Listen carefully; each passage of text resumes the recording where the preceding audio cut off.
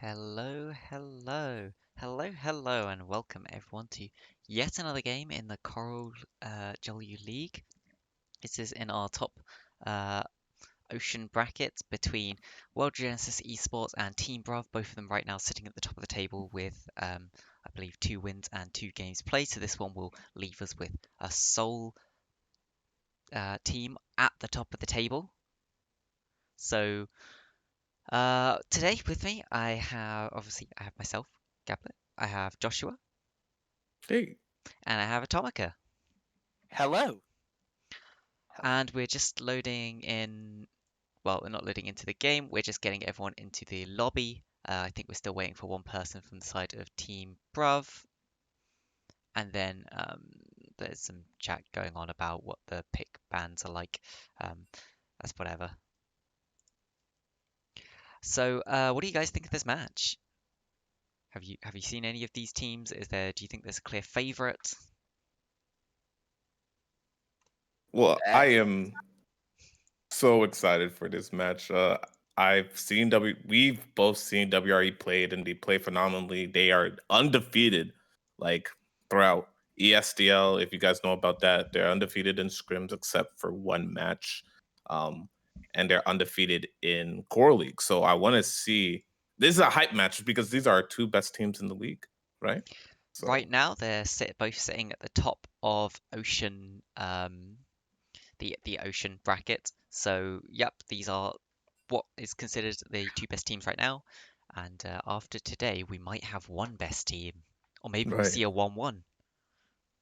There's been lots of hope 1-1s in River. there as the team that always has the. Well, I mean, we won 2-0 last week, which is a shock, but we're the 1-1 team. Yep. On a TLHR, actually. TLH. Yes, TLHR. Every game's always go 1-1. The sad team.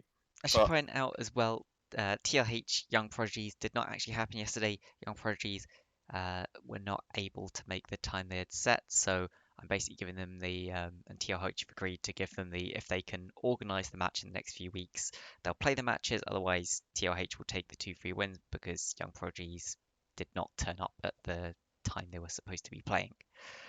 Um, the other match, I believe, is going on later tonight. I can't cast that, but maybe Yuri is around. Not sure. We'll have to find out. But right now, we've got World Regenesis versus Team Bruv, both of which have shown us some very good games so far. Um, and yeah, it'll be very interesting to see it. I think Skycold, especially the Team Bruv mid laner, was looking quite good in the first 2 games. And we'll have to wait. It'll be interesting to see how he stands up to Cheetah and if he can continue looking as strong as he did in those first few games. yeah. So I've never seen Team Bruv. This is my first time seeing them. Um, they've done well in this bracket, and they are a new um, team in Core League. So I really want to know what they bring to the table. How's their synergy compared to WRE? Because we know that WRE has really good macro during the games. They know how to turn it up compared to Girl. And yeah, I just want to see how Team Bruv matches WRE in this best of two.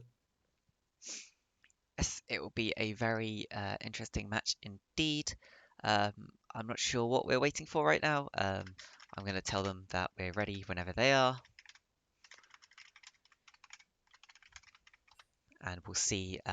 We might get into games sometime soon, or not. We'll wait and see. Um, Is there anything you guys especially think is likely to be banned here? Anything you think Sky Colds is there. Sky Cults is Definitely. here? Would not be surprised. Azir's not in the best place right now, so who knows? Maybe WRE won't see that as a needed ban. Maybe they'll think we'll have prepared something to handle it. But I think that's definitely one to keep an eye out for if they ban it or do let it go through.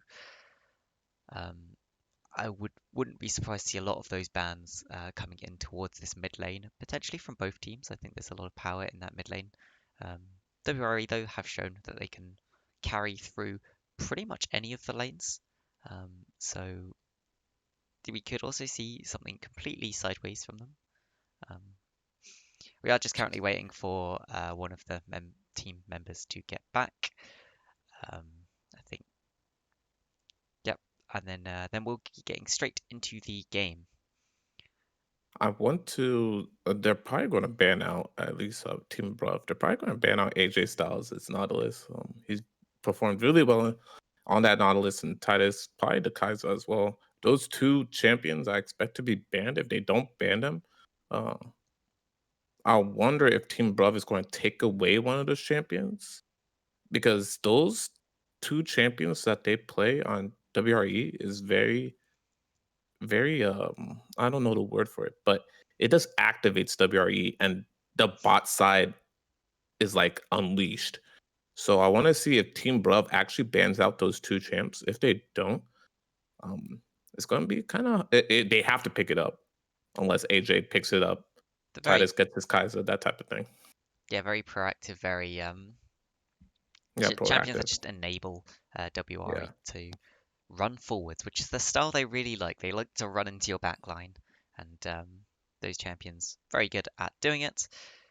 Looks like we might be about to go in. Another one to keep a lookout for is AJ Styles' Rakan. See if that makes it through pick bans. Very good at it, and can definitely bring a lot of that engaged potential as we head into our pick bans. There we go. And First straight ban is straight there. away. Straight away. No time wasted whatsoever. First ban is Azir, and I've got the teams on the other side. That's fine. Look, ooh, nothing to see here. You know, just there, easy peasy. Now we have the Morgana ban. I was not really expecting the Morgana ban. Morgana has actually been rising up in the mid lane. Really good, like oppressive laner, safe. But when it comes to team fights, Morgana actually provides a lot. Yeah, and as we were saying, quite a lot of the bans being directed towards the mid laner for Team Bruv. So we can probably expect a third mid lane ban here, as Regenesis just looking to try and cut out the carry, or the main carry of Team Bruv in the mid lane. But the Vayne being banned, I'm not really sure about Titus on Vayne. I've not really seen much of World Regenesis, even though they are the strongest team in the league, I would say. I think they don't want to see that Vayne Lulu bot lane and just like straight terrorizing the whole riff, you know? Yeah. Because the WRE did actually pull out 3 mid lane bans. Or well, Kale, you can argue, is also a top laner, also was played support for a little bit, but nowhere near as much as the solo lanes. But definitely they are targeting this mid laner from Team Bruv. Team Bruv, meanwhile, threw a couple of bans towards that bot lane and also took out the Malphite. Very strong pick. Amumu is the big pick that's obviously made it through ban phase here. Has been nerfed quite a few times. It's nowhere near as strong as it used to be. We'll have to see if that works out for them. It does bring a hell of a lot of CC and a lot of sustained damage. Now, some like answers that I've seen through, like for Mumu are Hecarim, Nunu, that these are answers to a Mumu. Mumu is not like the invisible jungler anymore. Of course, Kane is a very strong jungler into a Mumu as well. So we'll see what Team Bruv can actually use this Kane into this Mumu and really snowball Yeah. through the jungle. Very strong pick right now, Kane. A pick that is actually getting nerfed quite heavily next patch. I believe he's losing some armor, some CR Oh yeah. on his Q, and some damage on his Q. So they Ooh, are really. Thanos. On. Oh, here we go. They are It's looking in that Ornn, just saying, we'll neutralize that top lane and we'll just bring that scaling for our team. And it's a fairly safe blind pick. You can always just sit under tower with Ornn, go and save up. Yeah. With that Get on the pick as XP. well, you could be looking towards a red Kane more for the team fights. Just Kane being a nuisance on the backline, just never dying. But the Rakan picked up for AJ Styles, well-known Rakan player. Yep, did mention look out for that Rakan that they might want to pick up. Looks like they're just going to lock Ooh, in their bot lane don't here. pick Varus, please. Don't Getting pick themselves a Varus. strong bot lane. Interesting enough, I did play a little bit of Varus recently, and I don't think it's as bad as most people think. I think they're just going the wrong items, because I don't think you want to rush a Mythic actually on Varus, because he just synergizes so well with a few of the other items. Xayah, though, obviously the pairing with Rakan is extremely strong. Xayah's Probably something along the lines of a B tier ADC right now. She can't really abuse a lot of the items, but she's still decent. Um, there are some very specific builds. I know that by far her strongest rune right now is Hail of Blades because of how bursty the meta is. Mm-hmm. Cassio was just locked in, one of Skycold's most played mid laners still, and it does leave Team Bruv with some bans that they can throw towards that mid lane safely. Syndra, of course, is just a very safe mid lane. Can bully Cassio a little bit. I'll be interested to see if the Silas at all is banned out. I know a few of WRE do like to play the Silas, and they have some quite big ultimates that could be stolen. Instead, they choose to ban the Fizz. They don't want that Fizz to just be jumping all around their little snack and doing a lot of damage and problems. Lulu was banned out from World Regenesis. Of course, Lulu is a quite a big counter to Rakan actually. If Rakan jumps in and Lulu presses W, well, it's over. Rakan becomes useless. Samira is just a stupid champion and should be nerfed off the face of the earth. And Very true, very true. and it gets banned out. No, not surprising there. Samira is another champion that is getting nerfed next patch very heavily. They're taking a third of her lifesteal off of both her Q and her ultimate. And they were thinking of doing more, and they pulled those changes. I'm not sure why. Yeah. So Ezreal picked a very safe pick for bot lane. And they're going for this long range poke with Cheater going on this Xerath. Xerath. Wow. And we're going to see this top lane. What's going to be answer to Ornn? You can always play Camille into Ornn. You can bully, you can win that side lane pressure. Team nah. It would not be Teemo. Now Tryndamere has It gotten wouldn't be buffs. He's gotten some He has slight buffs. I've not heard anything amazing about him. Next patch, though, I think he might become ridiculous. There we go. Just a bit more team fight presence with They- the settle. They don't actually lock in the. I was expecting a Silas, to be honest with you, but that would mean they have a hell of a lot of AP. So I guess they just thought, well, you know what? We can't let this Ornn just stack a lot of magic resist, so we'll lock in the set and get a little bit more AD onto our team. I'd be surprised to see the Leona lock in, although it does give them a lot of CC and more of that front line. It doesn't synergize too well with the Ezreal. It is a very strong pick and a slight Rakan counter, or seen as a slight Rakan counter, but Definitely with the more Ezreal, it's a bit of an interesting pick. There's some nice drafts. Yeah, absolutely. I prefer Team Bruv's draft here because the way I see the game is very 2016, very team fight orientated. So I highly prefer that Team Bruv draft. But it depends if World Regenesis can play the comp right and if Xerath can bully the Cassio that much that the Cassio doesn't really come online in time, and then World Regenesis just stomp that mid game with the Xayah and Rakan. That's a deadly duo. Even though Xayah's B tier, I think you said.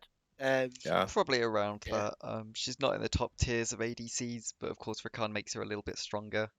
Helps her get through that early lane phase, which is what she really needs. She needs to get towards that 2-3 item power spike, and then she becomes pretty good. Ezreal as well as a champion, though, that's just going to pretty much allow them to get there. I'm surprised we didn't see the Jhin picked up from Titus. Jhin, a very solid 80 carry, but I guess they wanted that synergy with Xayah Rakan bot lane. To the point in chat about WRE going Merc Treads and just doing really well, Merc Treads will only actually affect Leona and Cassio's ultimate. There's no other form of CC on the side of Team Bruv that Merc Treads is actually going to affect because it won't affect grounding and it won't affect any of Ornn's knockups because it doesn't affect knockups. Right. So it will give a little bit of magic resist, but right now in the current meta, a little bit of resistance does almost nothing. It's the meta's way too bursty right now for it to really make any difference. Honestly, I'm a little surprised they haven't looked at the amount of resistance you can get from runes and just bumped it up a little bit. That'd be an interesting change they could make, but you know, right? They probably won't. I think it'll be quite interesting to see how this mid lane matchup gets played out. Xerath does just want to sit back, try and scale as much as possible. Kane and Cassio will probably struggle to punish him because both of them want to just run straight forward at him, and that makes it quite easy for Xerath to hit his CC. It's just Yeah, straight line.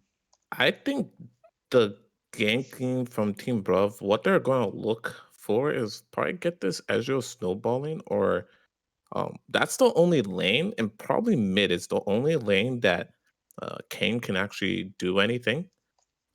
This is a very weird draft by both teams ish, but my prediction, I have to give game one. If Team Bruv can pull off the scaling, I have to give it to Team Bruv. They have the poke, they have the disengage. WRE actually has to go face forward into them, but they have the Cassiopeia R. It'll be interesting. Yeah, this is the problem I'm having with the side of WRE is they have three champions that sort of just want to run forwards in the set, the Amumu and the Rakan, whereas their main damage dealers in the Xerath and the Xayah are not very great at going forwards. They mostly want to kite backwards. So the team doesn't really fit together all that well. The Rakan can go either way, but that does leave some questions as to how Set and Amumu really fit in, whereas Team Bruv definitely do just have a very solid team fighting team with the Leona and Ornn to help get the Cassio and Ezreal going. And Kane can definitely fit into either the damage role with Shadow Assassin or the more sustained damage sort of frontlining role with Red Kane. I'll be interested to see what he tries to go for. We'll probably be able to find that out from with the where he runes. chooses to gank. Well, I assume we'll see where he chooses to gank first. We'll probably Also give us give some it away. idea.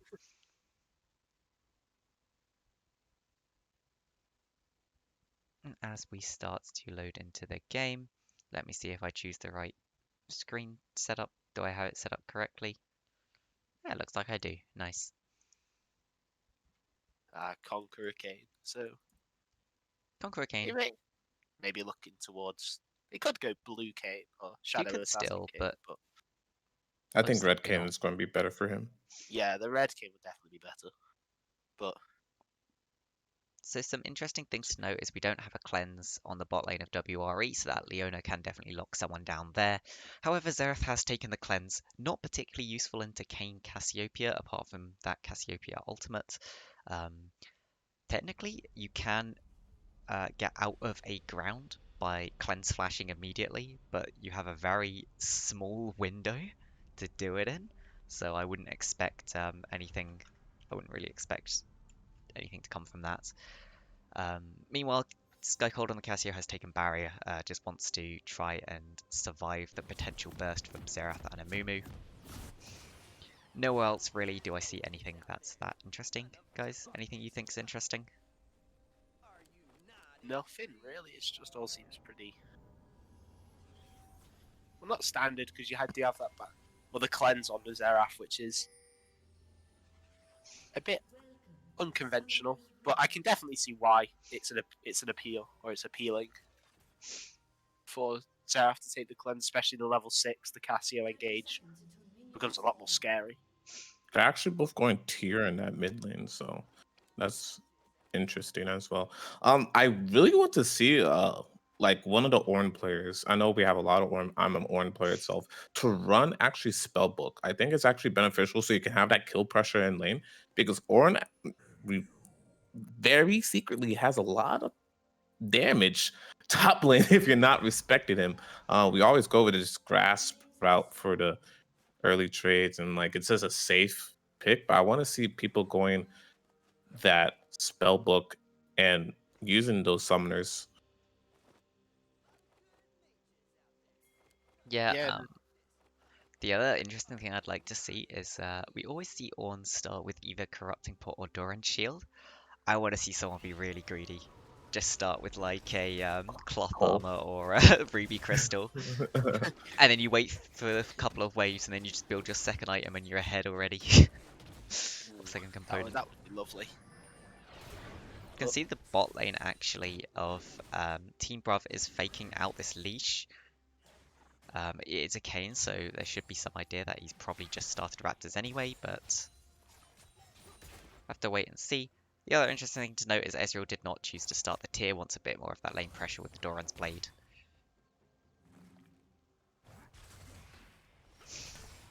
Yeah, that's a very. I'd say that's. And Sky Cold hits 2 first. Bullies Right. Cheetah out a little bit in that mid lane. Yeah, she's asked to retreat, give a bit of the wave, but gets level 2. A nice trade for Sky Cold there. On engage in this bot lane. Engage from AJ gets level 2, but Zaya, I don't think. Titus wasn't in a good position to follow up on it, and not much comes of it. So this is interesting to see. You see both junglers doing a full clear on both their side of the jungles. I believe Amumu's probably going to do a full clear. He's going to try to do a full clear, reset, and then probably look to just keep on power farming. Probably get that bot scuttle because he does have prio in the bot lane. Nice stun in this And top lane. Set taking a very nice trade, getting the level 3 early. Or before Orn, I should say it. AJ looking for another engage. And the root missing, but Leona taking a lot of damage. That'll deny any engage from Leona, especially at level 3, if they get level 3 first because of the HP. But Kane is also on the bot side, so Kane could potentially look for a gank here, as Xerath, W slowing, very balanced. Something interesting to note is that actually Sky Cold is about 30 stacks ahead on this tier right now. So stacking the tier considerably quicker than Cheetah is managing to. Yeah, I think that's kind of expected. Where Zorn takes a... Or attempts to just poke him down a bit, but I think that's expected because Cassio, Twin Fang, I believe is the ability it's Ooh, I called. think we're about to see ganks in both Kane bot is and mid. coming in behind the bot as Leona misses the engagee, AJ misses the flash forwards, and a flash away from AJ with a red buff getting no, but Ezreal Q will take the kill as the mid Cold is currently bullying just running down Cheetah. Cheetah is dead. He flashes away a bit too late as Amumu comes in late. Oh no! Bandage toss. Zaya is coming up, but the bot lane and the jungle is coming up as well as he gets the root on the Zaya, and Zaya's gonna go down to the Twin Fangers. Orn looks like he's about to go down, but Set is actually losing the trade, and Set goes down as well. Team Bruv winning all over the map.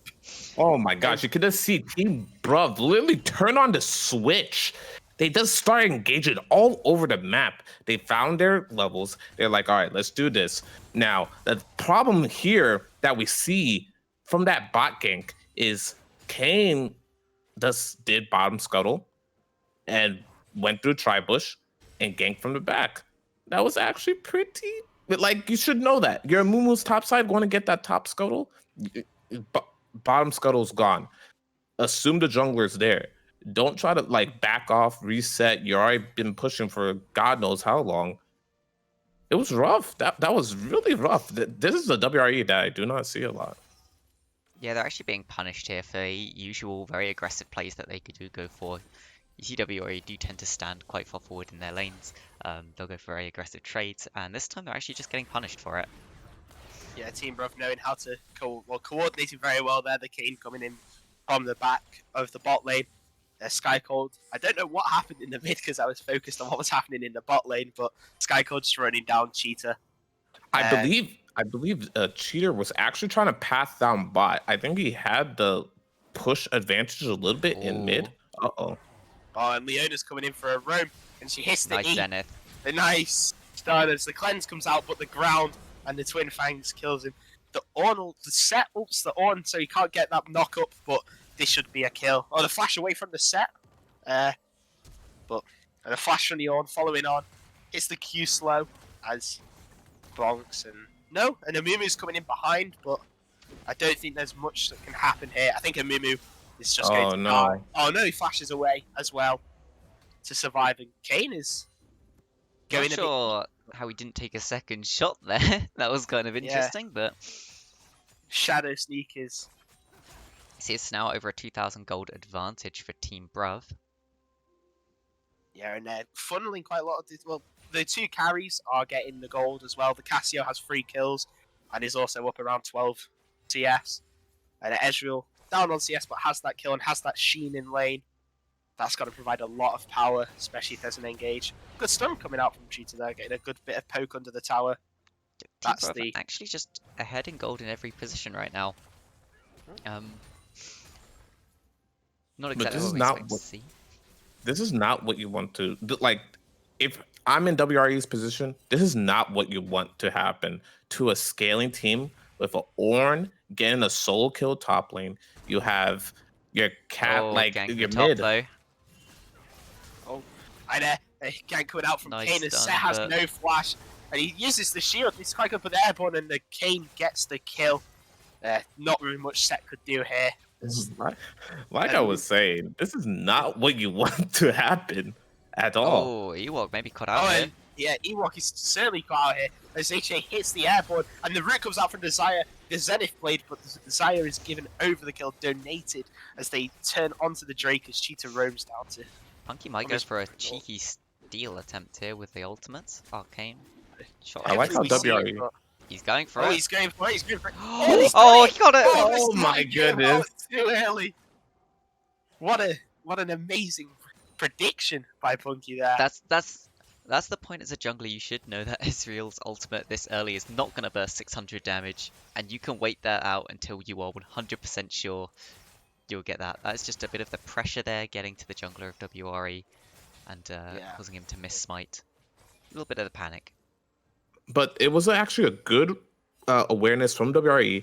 They see that this Leona is roaming all throughout this map. They punish her in the river with a Mumu. They try to go for that drag, but it was just so unfortunate that Ezreal just sniped it with like, I think it was like 30 HP that Ezreal got it.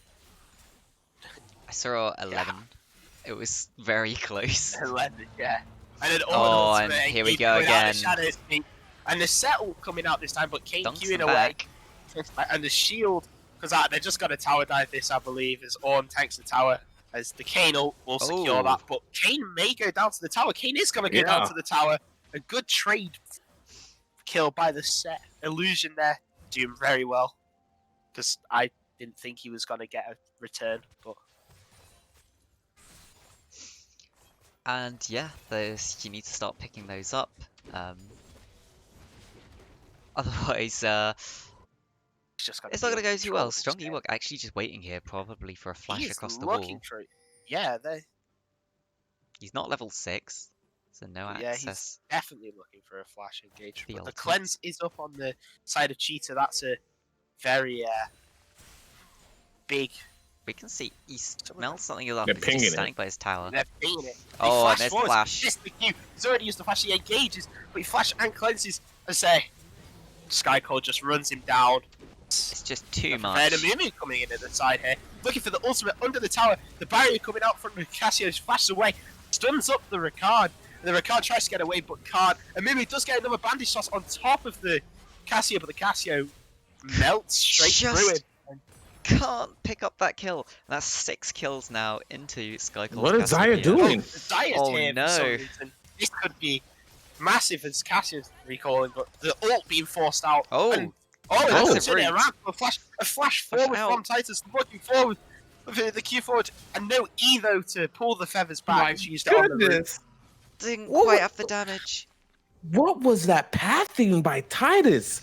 What? Oh, and she's using the ult to clean up the kill. But still, what was that pathing by Titus? Going to mid, you know that was 3 mid. You're not going to clean it up. You can't be the hero right now. It's one of those where he wanted to get mid to clear the wave, make sure Yeah. they didn't do too much tower And damage, Ornn but he is just took the really currently just greedy being path. killed. The set Oh. ults in there is just one more punch away. Just slays. Well, the one-on-one, Ornn's never gonna win.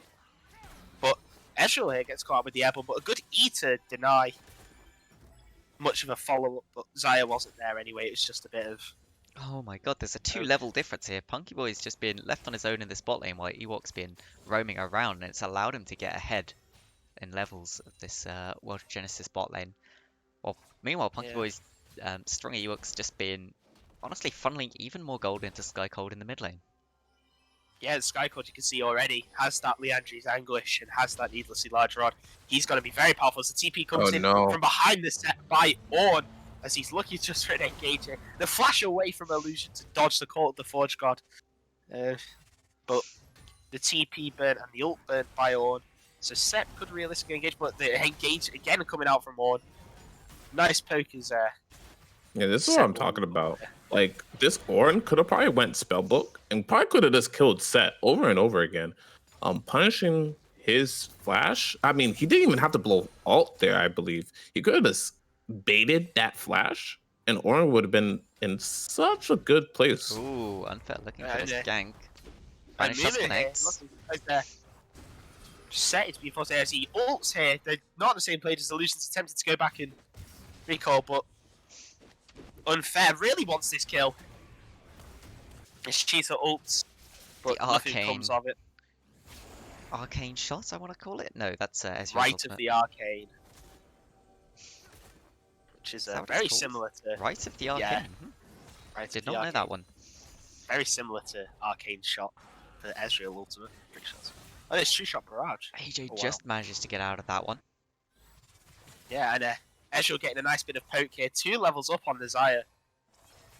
And Xayah's looking for a fight, even though she may not win it purely on levels. Monkey's But also very on low. item. Duncan Clave did So- go for that red cane in the end, wanting to get a bit more of that frontline potential and sort of Yeah, bruisery team- build. Team Bruv here just looking to secure the second Drake. Should realistically be free for them. World of Genesis can't. Yeah. World of Genesis can't contest that as Set's looking for a trade. The top lane, But he's but losing Orn it. is winning because he has he has Merc Treads instead of Ninja Tabi, which is very brave. But I assume that that's for the Amumu or the Xerath stun. Yeah, I think that's correct. Amumu, Seraph, Rakan, Xayah, all of which have CCs.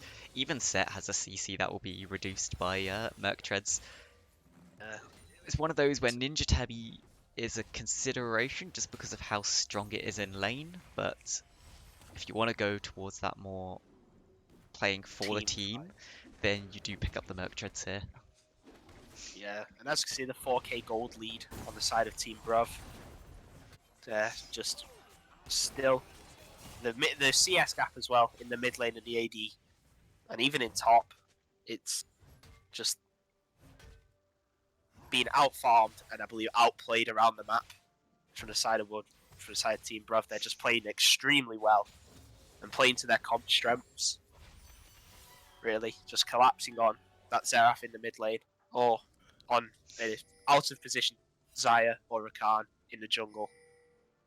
Now There's the problem that I saw here actually. Oh wait, looking for an engage here by Orn onto the set as Kane comes in with the Shadow Sneak. Nice. But a very nice settle there gets him out. And the Amumu's here. The great ultimate from the Amumu. A call of the Forge God though. I do believe this ACC as he stuns the Kane. But the set so is much going down damage. as Cassio comes down. And the True Shot Barrage did pick up the set in the end instead of the Kane or the Orn. But Cassio picking off the Amumu with a flash ultimate. But this Cassio now is just, I believe, going to tear straight through a team fight. 7 kills, 150 CS at 15 minutes. Or 147 CS at 15 minutes. It's So the go ahead. you go. and the Reptile being picked up here by Team Bruv. Another free objective after the Amumu got caught. The Amumu and Set died. As Leona and Kane are looking for something on Seraph here in the mid lane. As he missed the W and Kane getting poked down a bit for free by Seraph there. What I was going to say is some interesting itemization coming out from the side of World of Genesis. We see the Bork on the set. He much more wants to be that sort of split push 1v1 in the side lane rather than working for these team fights. It does mean that he's not very tanky at all. Is still liable to potentially just be bullied by this Orn. The other interesting one for me is the Kraken Slayer on the Xayah. Xayah relies so much on attack speed that sure, Kraken Slayer may be good into these mega tanks, but there's a fight going on in the top lane here as Leona and Kane are also looking to collapse on this set here as comes through with the Shadow Sneak. A great airborne from the Kane, just blocking off Illusion's path to escape, and they go down there. Most likely going to use the Rift Tower here, look for first tower. There's an engagement range Styles here, a flash away by Punky though, get him out as both ultimates from the bot lane are blown, and a flash as well from Xayah, which is very big. And a heal. Just to escape, I believe, using most likely Nimbus Cloak, because Cassiopeia kills her anyway. An engage coming out from the Leona in the top side though. As Strong Ewok just dies to the burn there from that Leandries. and the right of the arcane, I believe it's called, or whatever we called it. Yeah. I don't know. We just call it Zeraf ult now. right at the arcane. Yeah. I'm pretty sure you're right. Both of them. Yeah. Just getting out. It's not honestly, this is a very like. Team Bruv is out macroing them. They're making this Leona like have so much agency in this mid lane throughout the whole game, and now she's top side. I'm pretty sure Illusion's hella tilted right now. He's like, wait, why is Leona top? Why are you guys not punishing bot lane? Now you can see that WRE try to punish Ezreal, but he's just too slippery. He's way too slippery. Yeah, he's way too slippery. A very safe pick into this very heavy engaged comp that very heavy engaged comp to WRE. It really just seems like this game 1 can go to Team Bruv. I want to see what WRE can pull out game 2 because this game 1's showing is not good whatsoever. And this was the blue side pick for WRE. It does mean that sure they don't really have those counter picks, but because they actually did get to counter pick both top and mid, and no. Almost coming in with that steal, miracle steal by the Amumu there, but nothing comes of it, and Team Bruv still get the Drake in. Surprising thing is that it's Ocean Soul, so that will be very strong for Team Bruv. So that Leona, that Cassio. Cassio's just... We said that she's never going to die. Well, I said she's never going to die because she had 6 kills, but never mind that, she'll most likely have an Ocean Soul on top of it, as World Regenesis, unless they want to give up an Ocean Soul for free, will be forced to fight the next Drake if they have to. So yeah, it's the game hasn't gone their way. The game RNG hasn't gone World Regenesis' way in terms of the soul, but overall it's just better play by Team Bruv that's won them this game, or winning them this game, I should say. I would have to give this game really up to this Kayn. The thing is, when you pick a Mumu, you are expecting your lanes to win those lanes or go even. Now, they picked Set into Ornn, which is an okay matchup, but Set this got hella fucking camped by this Kayn. And some after some, I mean, and you can realized. Yeah, he should have realized. He's going to play weak side. Oh, no. I mean, he's dead. It doesn't even matter. Block it, but the W coming out anyway from the Ornn, killing Desire as he levels up from it and gets his Forge Fire crest, the upgraded Sunfire. Another problem with the Kraken Slayer is it doesn't give you any survivability. It gives you a bit more damage, but I've really come to dislike Kraken Slayer as an item. I don't think it's very good for what it gives you. It's way too much of a late game scaling item, in my mind, compared to your other potential options. With Kraken Slayer, if you build it, you have to sort of either go even or win lane for it to be... I would have that impact that you'd expect it to have. As a Sky Cord here, grounding the Amumu, so he can't really escape. An ult coming out, but Amumu, this is not jungle anymore. Kayn, as Ezreal, Ezreal kills the Xerath, and Amumu just... The jungle is not Amumu's anymore. They could go straight to Baron and does like literally 4-1-0. They can literally probably push to end, maybe, and they'll probably get an inhib tower for this. I would definitely say on the Baron that they could push the team. The scaling is on Team Bruv's side right now, and you see the Cassio's 9-0. That's so detrimental to your to your more like 20 minutes. Like you're just so sad. Like I would say GG go next, but of course you might get those picks that WRE needs to get right now. They need to get so many picks. big bounties that you can potentially pick up. And if Katia goes down once, I'm sure that will. Cheetah has picked up that Oblivion Orb. Oh no. Yeah, and Call of the Forge got to flash away from Illusion, but he dodges as well. The KW, this is very good, but he doesn't have anything to dodge the slow from the Leona ult as the ult away. But the Zenith Blade coming out from Leona, it's going to stun him in place. A good stun, though. He did put up a good fight. Lots of damage put down onto Vink. Yeah, absolutely. But Again, I don't have the timers up, so I don't know how close it is to drink. Whoops. But part of the problem here, WRE have gone for some very late, trying to get those more scaling builds. The sort of problem is when you're against an on Casio Ezreal, You don't doesn't want matter to. how much you build those scaling builds, they're always going to start to outscale you at some point. Yeah, especially the unupgraded items, like we can see the Leandri's Torment being upgraded now, or Leandri's Anguish being upgraded to Leandri's Lament with 110 ability power and 800 extra mana. This Casio is not going to run out of mana anytime soon. But on the just give up the engage, tower. trying to get in the airborne, Flash but away the actually stun, from flash away. Skycode. And then ult coming out from the Oh, he's Oh. been CC'd in. and the Seraph ult, the Darkstar Seraph ult boundaries very invasive, but the ult coming out of this Skycode Darken's just still alive. shredding. And then Kane goes down, but Leona finishes up the kill, and Sky Cold standing, still not really kiting us, but the flash forward from Cheetah and dodges from Sky Cold. Sky Cold playing very It's well a there. 5-for-1 in the end. If that doesn't say anything about this first game, I don't know what else says anything. It's kind of over at this point. It's made one of some those main games mistakes where Yeah. 10 to 15 minutes in you go, right, well, we lost this game, let's just play it through and think about what we'll do next game. I think And- it was just a massive draft gap, to be honest. The draft Yeah. from Team Bruv was really, really good. That they had the Ornn in the top lane for the late game, and they just, like you said, they just negated anything really happening in the top lane.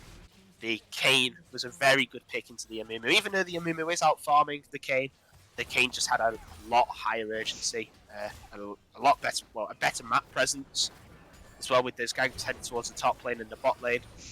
I also The think- Cassia just...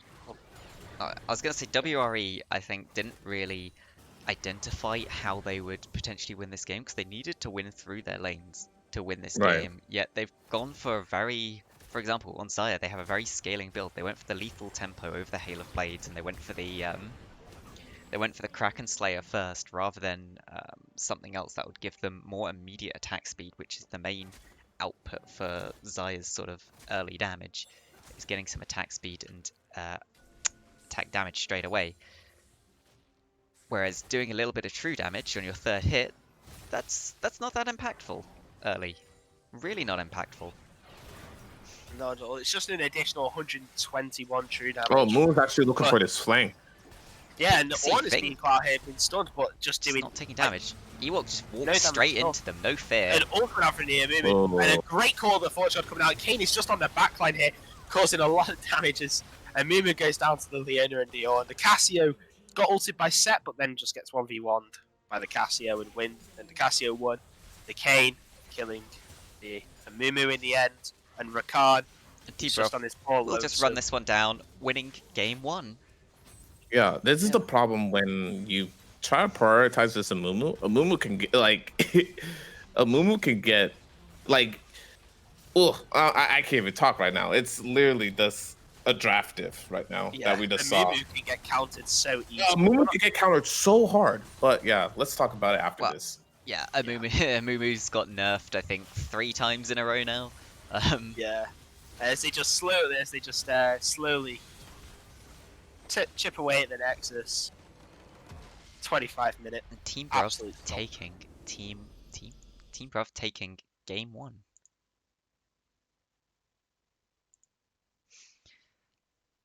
And just for anyone interested in those stats, we'll just have a quick look through various stats for you all.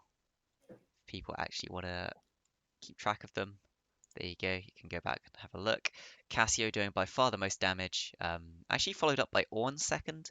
There Yeah, was a lot of trading going on in that top lane, so there we go. And the Ezreal was sort of left to farm on his lonesome. as, 25 Leona minute ran game on the map. overall. And I'll just go back to our this is their first defeat overall. yes, This is their first WRE's overall. first defeat, and now we'll wait for them to come and join the lobby for game 2. But we'll have a quick say. Who do you guys think you'd give MVP to in that game one? I think Joshua already mentioned during the game who he'd give it to, but let's rehear what you guys think. So, of course, I gave it to Team Bruv the first game, and the MVP would have to be Dark Glaive piloting this Kane. Kane is really strong right now. When you blind pick this Amumu, like I said, you're expecting your lanes to win. I feel like Amumu is probably a response to a jungler. I think Unfair needs to have a he's a responsive jungler, right? If he does blind picks as a Mumu, it's not really well. Now you see this Kane, he camped the hell out of top. Illusion couldn't do nothing, even though Turbo Chem Tank, I don't know about that. It probably was good. Um, it's not going to 1v1 this Cassiopeia and this Ez that's going to be jumping everywhere. The Kane gave the resources to Orin so he can 1v1 Illusion. The Kane gave the resources to bot lane, that early pressure bot lane. Does activated strong Ewok to just go roam, like really Kane. Like you could see, he was the hidden carry of this game. My MVP, I would go definitely towards Sky Cold. Piloting such a champion like Cassio against Seraph and not even coming out on top, just seemingly dominating the lane. Played very well. Position. Sometimes he was caught out of position. You did see sometimes the Amumu would be able to get on top of him. The set did ult him once, but That wasn't enough. Having the high farm, just keeping up almost 10 CS a minute. Doinby, 400 CS at 28 minutes hack. Honestly, it's just he played so well that there's so much that he did that allowed Team Bruv to win the game, especially in those late game late game. At the latter stages of the game, he could just carry them through the team fight, and that's my MVP. Yeah, what I want to see actually WRE to do this next game is, we know that your bot lane can carry. Why isn't a Mumu ganking bot lane 24/7? Right? I saw him. He was trying to gank the set. That was a losing lane regardless. All right. Like I saw the Mumu try and gank the set and try to like respond to these Kane ganks. I know for a top laner, yeah, I'm getting fucking camped. Can you please come help me? But you have to realize as a jungler, that's a losing lane. He's not going to fucking carry the game. You're looking at Titus and AJ. You know they always carry the game. Day in and day out, you've always seen Cheater and Titus carrying this game so hard. I actually wanted to see the Mumu put his like focus bot side, but he farmed, and then he was ganking reactively, right? Like he was farming, and it's like, all right, well, Cheetah needs help. Let me go mid real quick. Oh, he's already dead. I can't go there. Well, let me go top because Titus and like it's a 1v2 lane. I don't know. Let me go bot. He didn't even go bot at all. They didn't punish this Ezreal. They could have 1v3'd him. They got out dragged. Like all the objectives were gone from Dragon. I just want to see WRE to switch their focus, put Illusion on a tank that he doesn't have to win the lane, but does put him on a tank that's non-resourceless and he can 1v2, right? And then put Cheater on a comfortable pick. I've never seen him on a Zerath, but I want to see him on a more comfortable pick. And make sure like your bot side is your winning side, right? For Team Bruv, all they have to do is counter pick. They just counter pick. They picked a very resourceless top lane, neutralize that top lane, and they just snowballed that top lane, and making Illusion useless, right? But we didn't see Kane putting his resources down bot lane, because once he did that first gank bot, locked Leona to go and snowball mid. It's a lot of little stuff that could have been fixed that WRE can pull out the second match and probably make this a much closer match than before. Yeah, I would just like to see WRE really double down on one strategy, either try and win through your lanes or draft towards that late game and just neutralize the laning phase. Whichever one they want to go with, I think they really have to commit because last game was a bit of a mishmash with the champions and runes and stuff they were building, and it didn't really work out for them. Generally, when you're into a really good team, you want to double down on something what your team's good at. If your team's good at pressing advantages and fighting, you go for that laning phase dominance. If your team is really good at the team fighting and the macro, and you think that's how you can win, you go for that later game and just try to neutralize those lanes and not fall too far behind early. But I'd like to see them choose the one they think they can win with and really stick with that. But I'm just Yeah. gonna let them know that we are I'm not ready. in the game. I'm not in the game. Wait, Oh, wait. so I was still Wait. having Forgot the things- invite. Yeah, I didn't get the invite. My bad. I was still looking at the post screen, like looking at all that stuff. 1 second. Sorry, that game was so depressing to watch. Like everyone was like slipping away. I just want to see Game something two. happen game 2. Oh. Something different. Nice.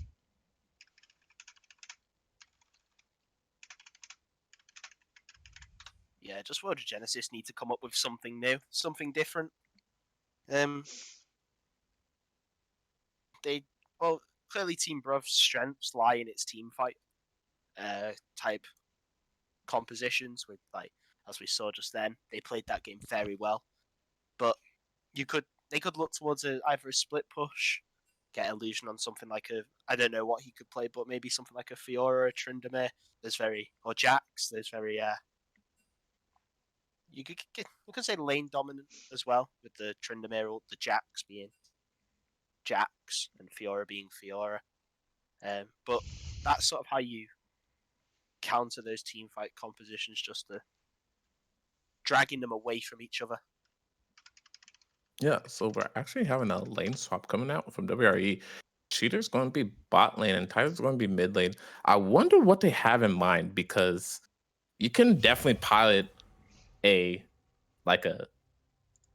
Syndra, a Cassiopeia, a Victor bot lane. Like he doesn't have to go a traditional AD carry. In mid lane, you don't have to go a traditional mage. I want to see what WRE actually has up their sleeves. I actually like this little lane swap coming out. Cheetah has been playing some AD carry though on other teams, so I wouldn't be surprised to see them actually just put him on an AD carry and Titus on something that he feels comfortable on in the mid lane. I have to wait and see.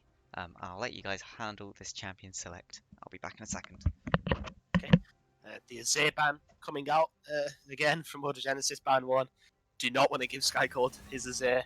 World of Genesis again looking towards the Vayne, the Malphite, and I forgot what they banned. But the Cassia Respect ban coming out. They don't want to face that again. As it stops. And the Morgana. Wow. Same bans from Team Bruv, I believe. And the Oriana, so they swapped out the ban of Kale for the ban of Cassio. Yeah, They and don't now Team Bruv has the opportunity to pick up Kale or Mumu if they feel like that's really strong for them. I'm surprised that we haven't seen Hecarim been picked out. He's such a strong pick. If he gets rolling, I've seen a lot of Hecarim, and they prioritize the Leona, Team Bruv. Yeah, Team Bruv really putting up their support to, well, not really giving much away.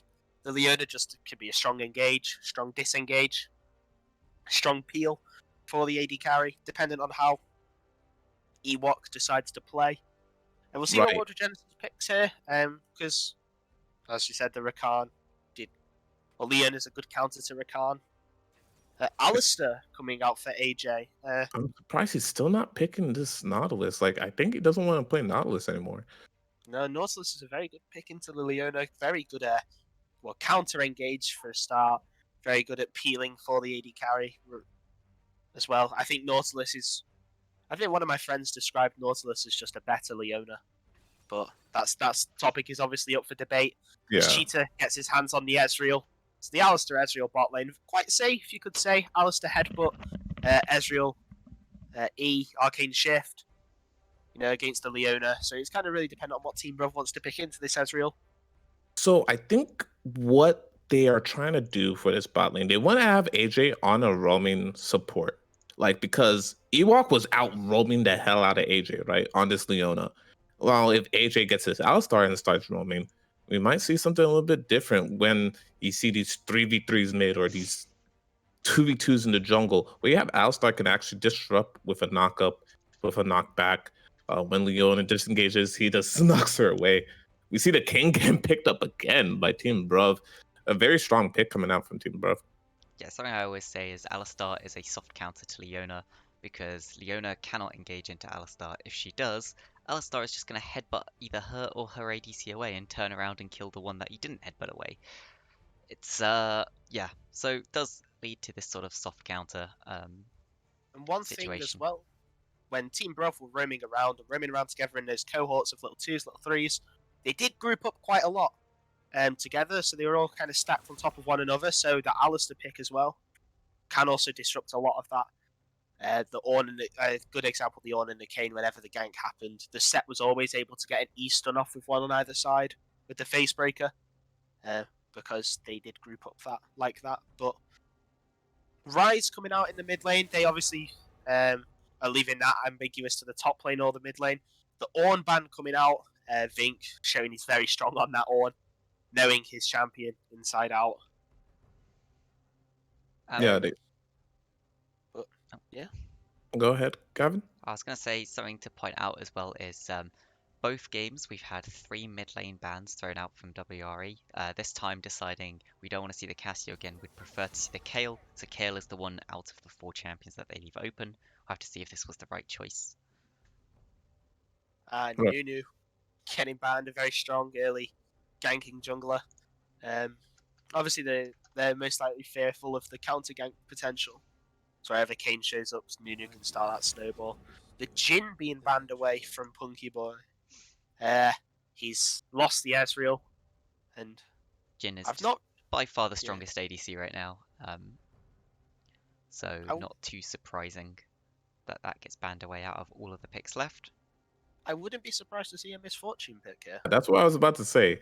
That Misfortune Leona bot lane is really strong. You also have a Misfortune Ashe and Leona bot lane. A lot of CC coming out from bot lane, which is actually pretty nice to see. The Shen ban being banned out. Shen, a very strong top laner, can definitely neutralize the lane, quote unquote. I was gonna Left the say Samira open. was still open. But where would the Ezreal mid? Ezreal mid. And Samira ADC, the Alistair Samira combo. Very disgusting, especially before. But no, they Locking Kha'Zix. locking the cards. Oh man. And Punky offering the Samira as well. I think maybe there's something going on here between the two teams. They know that WRE know they left the Samira open. They did it on purpose. They flashed it up. They might be trying to get Team Bruv to pick Samira here. Yeah. Well, Alistair can just headbutt the Samira away, and if Samira is locked in, the Samira Leona, Leona can just walk up, press E, and then the Samira CC on top of that with the follow-up airborne as the Maokai or the Poppy sword dependent. Poppy, of course, very good at denying Kha'Zix and Alistair. Yeah, I was going to say Poppy would be a very strong pick here. Leaving the Rise still has that flex up to the top lane. Illusion may play Rise, but we'll see with this pick here what they decide to go into. The set is still open. I wouldn't say Illusion had a bad game on set. I'd say it was just that it was unfortunate that he got camped and ended up going 3-7. But the Volibear coming out, Bit more I guess frontline. that's for the. I also guess that's for the unstoppable ultimate. The Poppy, I don't believe can, because he's unstoppable, can't stop the dash, the ult in, and the slow. It's true. But- Something I want to point out is Team Bruv do have a slightly lower range Right. team comp this time, so it's going to be quite hard for them to get the same sort of favorable team fights as before, unless they get very far ahead in the slating phase. And they don't have quite as good late game scaling. They still do have a lot of those pieces, but they don't have the Ornn this time to bump it up even more. And WRE have their own late game scaling pieces in the Rise and the Ezreal. Kha'Zix, looking at WRE's team, Kha'Zix, I'm not entirely sure how it fits in, especially when the Kale's already picked. I think he's going to find it very hard to just pull someone out and pick them out, because Kale are very good at just stopping that Kha'Zix getting someone. I think I, it's definitely I a think, comfort pick. yeah, I think it's a comfort pick for unfair. And what WRE is looking for is probably using that Rise Ultimate early, getting these skirmishes down because Kale, we all know, is very weak early, but she ramps up after 11 and then therefore so on at those levels. So I'm seeing a lot of early pressure coming out from WRE. They want to get these scraps. Of course, Poppy's going to probably deny the Kha'Zix jump and probably deny the Alistar E QW combo, whatever the combo is. Um, very like you said, Gavin, the very low range coming out from Team Bruv. I don't know who to give this game to. I might have to give it to Team Bruv again. 2-0 in WRE because Darken Glaive is back on the cane, and we saw how much he did during that first game. Unless Kha'Zix out jungles him and stops farming and starts playing to his lanes, I think Team Bruv is going to take this one. I think that may also be a motivation for the Kha'Zix pick, is just to make unfair play towards those lanes, start ganking a bit more to try and follow this Kane around, and also counter jungle with the isolation damage, because you can't be everywhere on the map at once to stop the isolation damage on Kane or on the Kale. So it may be that as a motivation in the early game, but I'm gonna hold out hope and I'm gonna give World Regenesis this one. I think that Alistair, well, the Samira Leon is very strong, but the volley barrel to stop the Poppy anti-engage, really. But I want to see World Regenesis win this one. Yeah, I do Because it's just too. nice. Definitely, I do too. We see the rise actually a response for Kale. I don't know, like maybe Kale will suffer post 6, and if Kha'Zix can definitely abuse that mid lane post 6, it's going to be crazy for Kha'Zix to run around, Rise to run around, and Kale being absolutely nothing, doing nothing. But I'm still giving it to Team Bro because the amount of macro that was done by Since, Kane, since Kale yeah, hits it was level just 11, yeah, let alone level 16, it's right. So I just it's going to be interesting. It's going to be an interesting game. also The other main looking thing I back. think to look at is watch this bot lane. Ewok, of course, likes to roam a lot. This time, Punky Boy does not have that Ezreal. He's nowhere near as safe as he was previously. Right. So maybe we'll see WRE manage to actually punish this time in that bot lane. Um, I think if there's one place that they're really going to get ahead, it will be there. Mm-hmm. Kayle is played mid lane because she can be incredibly safe and just sit at her tower for most of the game. And post 6, she does just have that ultimate, so she becomes very hard to tower dive. I think they really have to start punishing her pre 6 for them to really get much out of this mid lane. And we've seen teams like they have responses. We've seen the Jax. We've seen the Camille into these Kale picks, and sometimes it works and sometimes it doesn't work. I never seen the Fast rise. loading. Yeah, I haven't seen the rise come out. Double TP on the mid lanes this time. Pretty much we just have mirrored summoner spells everywhere. There's nothing too interesting to note except maybe we have that press the attack on the volley bear. He's wanting to go a bit more for that early game burst and lane pressure. And also provide that press the attack for the rest of his team. Press the attack, as most people don't realize, is an amazing team fighting rune. That extra damage you do from press the attack, it applies to all of your teammates, not just yourself. Yeah, so we're going to see a traditional fan coming out. We might actually see an invade. No invade coming out. There's an early ward coming out from uh, Kane. Last game he actually did a solo leash. They faked the leash bot lane and he just did Raptors and went and cleared off his top side. Now they're on blue side. I wonder what's this Kane's pathing going to be. We know that Cheater and the bot lane is going to probably leash for this Kha'Zix because that's how it is. So it's all going to be heavily dependent on this pre-6 from these junglers, like their pathing and how they influence this game. post 10 minutes. Looks like we're going to have the Wolves start from the Kane, a little bit of an unconventional start. We'll have to see whether that means he wants to go for some sort of early cheesy gank towards the top lane, or if he's just going to follow that up into bot lane, pathing into a gank towards that bot lane. I'd definitely say it's a bot lane gank. The Leona Samira level 3, let alone anything else like level 2, level 3. Very strong. But as you said, the soft counter in Alistair, headbutt the Leona away, just isolate either the carry or the Leona. I assume it'll be isolate the carry, as Samira is quite squishy. But that W does enable her to get out of certain situations like that. Yep. Kane. But Kane doing a full clear. One thing that I was going to say is we do actually have to watch Skycode, because he does show... Two hit first in the spot lane for Team Bruv.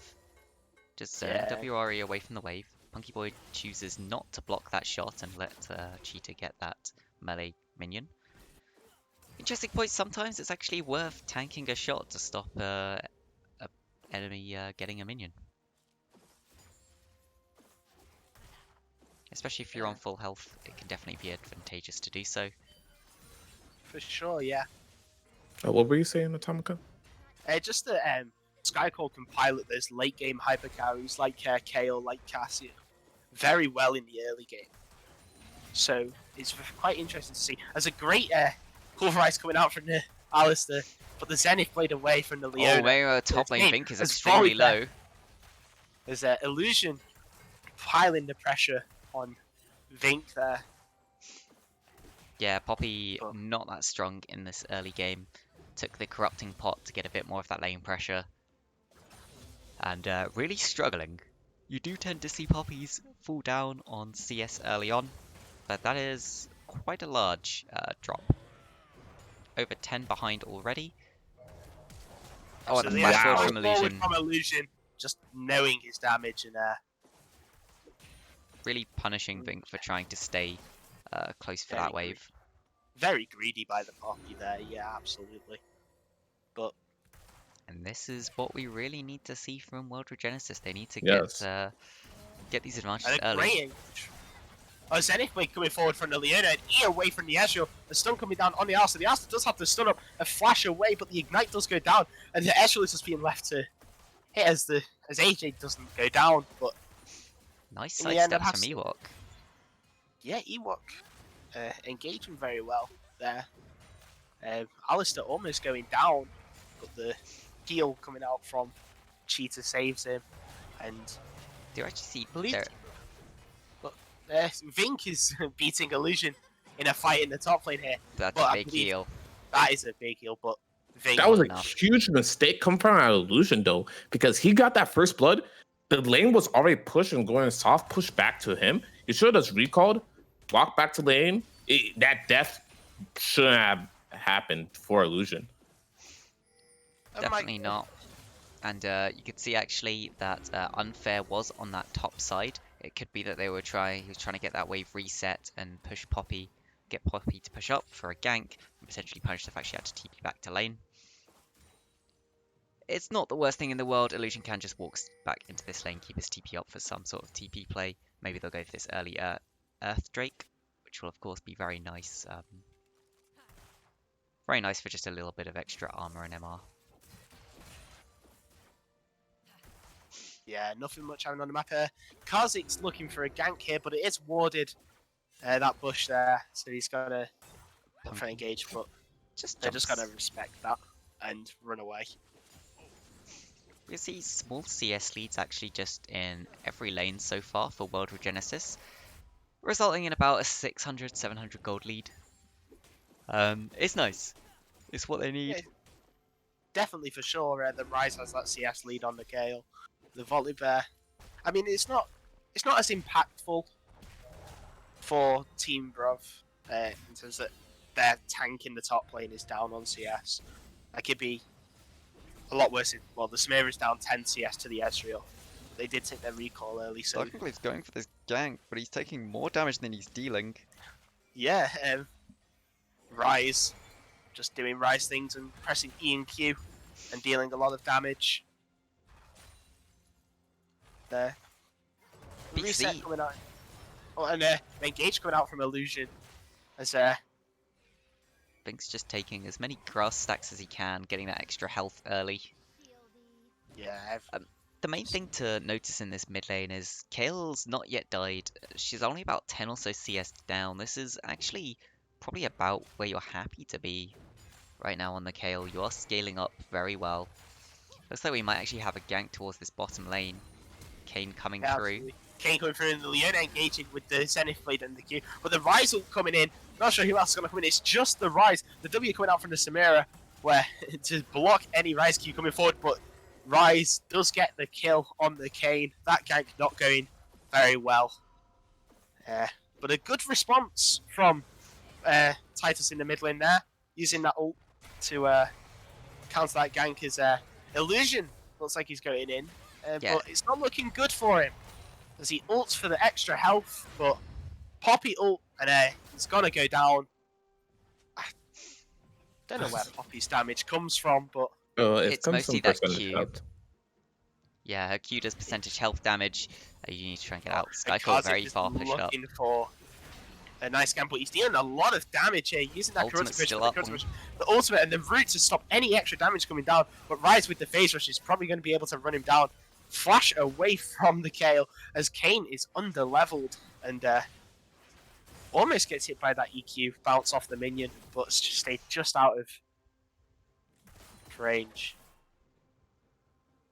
But Now, this is almost- actually a different showing from this Kane. You see that he's kind of a little bit low in farm.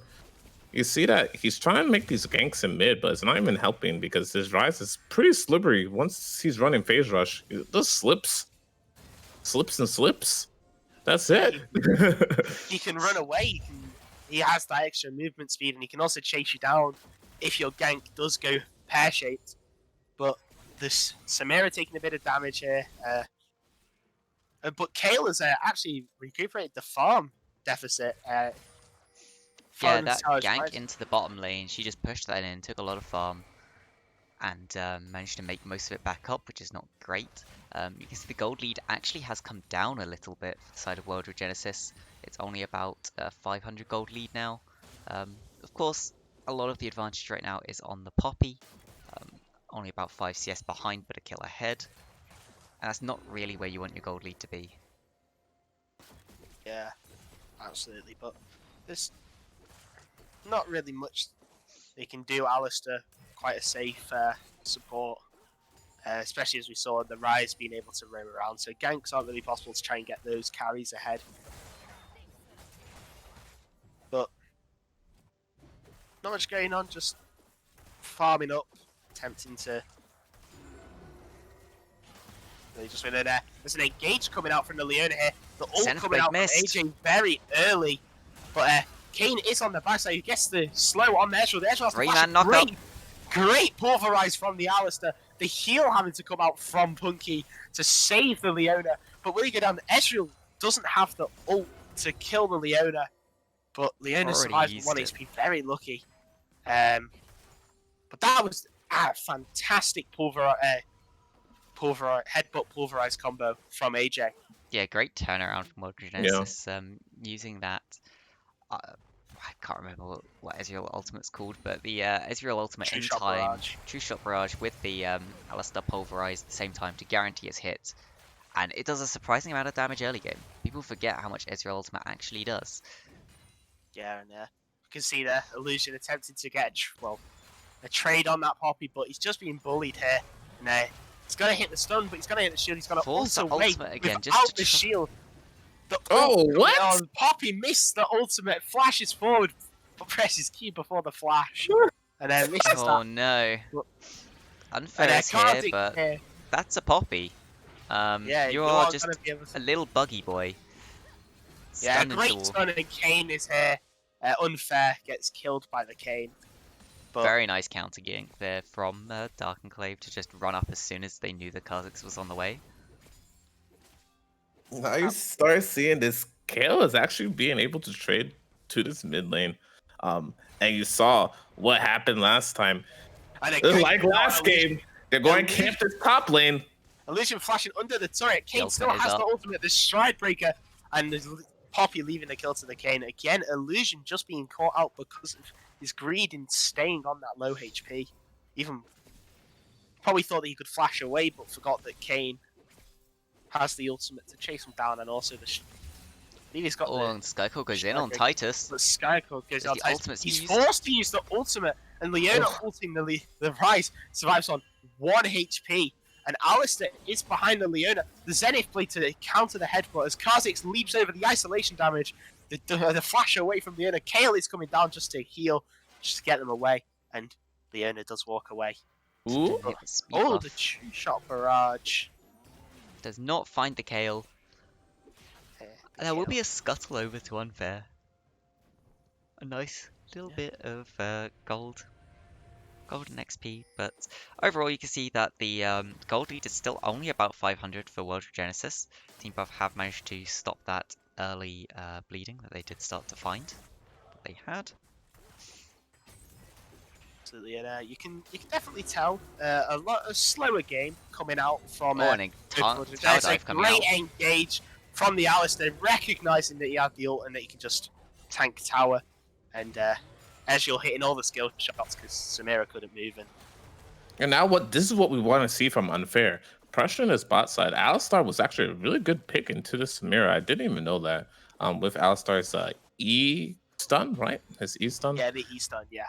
So and just stopping Samira in her tracks. And you can see Kha'Zix is actually posturing around his bot side. He knows that Kane is down here. But I just want to point out from last game, you see this Volibear, you see Illusion getting caught out here and there. And the Kane and the top laner always played this top side and got it rolling so hard. Yeah, they're good at Zenith played here from the Leona. The E arcane shift away by the Ezreal. Ezreal healing for that extra movement speed, but not needing it. It's not necessary. As Leona does go down the solo flare. 1v3. He's not going to escape that one. The kill being donated over to the Kale as the Kha'Zix is attempting to look for a return on the Leona. A great pulverize and headbutt combo from the AJ. Again, it's not a hard combo to pull off, but it's still, every time you see it, it's very satisfying. And yeah, has finally got that upgraded form on the Kane. Here's red form Kane. Again, just looking for that tankiness, that backline. Front line. Looking for access to the backline, where he can't be killed, and also frontline. That frontline tankiness and more of the Bruiser style, not the backline accessibility that Assassin would give, and the one-shot potential. Yeah, if we let's take a look at where this gold lead is actually stacked on, because they've ballooned it up to about 2,500 for the side of World Regenesis. And you can see that most of that gold lead right now is stacked in that bottom lane. There's 1,500 gold lead and another 500 gold in the mid lane. Meanwhile, there's a deficit in the top lane with Poppy being about 700 ahead, but you're not too unhappy about that. It is the tank for the enemy team. Yeah. And yeah, the gold lead is pretty much where World Regenesis want it right now. Yeah, we see this Leona. I think she might be going for Sunfire. I think this is actually a bad pickup. I want to actually see the Leona go lock it. You have a lot of burst damage coming out from Kha'Zix and Rise. Absolutely. That would have been a better pickup. The Sunfire is very greedy. Like, you're like, I'm going to do the damage. All right, like, I'm going to be the tank. You already have a tank. Like, no, be a Locket. I say Locket would have been a better pickup from this Ewok. Especially when you have this Red Cane form and the Poppy. You do have some quite good engage with the Red Cane. I mean, it's very linear, but the Sunfire is very greedy. 11 do you want hits that Locket by Kale. And that's a spike to have hit with the Nash's Tooth and the Berserker's Greaves as well. That attack speed will be there. Samira going the Immortal Shield Bow, guess to survive that Rise or that Kha'Zix burst. And I assume that's why Leona isn't going that Locket of the Iron Solari, as the Immortal Shield Bow does provide that shield on its own. But Poppy looking for an engage on Illusion here. Illusion just walking away, knowing that he can walk away. And yeah, it's back to farming for both teams. Yep. Hard to say Who wins out from the just farming. Also, Yeah, as Chozoe is pointing out, Sunfire is a very good item. I don't think people are hating on it, they're just saying when you are a support, it's quite nice to be able to help keep your carries alive, which Locket provides. Leona not actually the best champion for that unless you're playing her very aggressively. no, actually Oh, no, defensively. unaggressively, because you want to Defensively, yeah, you Locket. want to stick with your team if you're going to do that. Got them mixed up there, but it may even be. I think Barmies actually does go into Turbo Chem Tank as well, so it may be. Yeah, going she into should that not go goes Turbo into- Chem Tank. She should not go Turbo Chem Tank at all. It does go into Leona, Turbo assuming. Chem Tank, and it does go into Gauntlet. I hope it's not Gauntlet.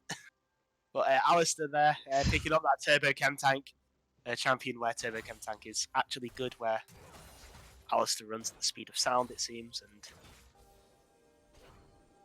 Now, if we look at Vision real quick, you see that we don't talk about Vision a lot, but WRE's Vision right now is really, it was good until their wards timed out. They have this like shallow vision around mid because they have this mid lane here, and they want to find these picks around mid. Ooh, but And there's an engage meanwhile, in top lane.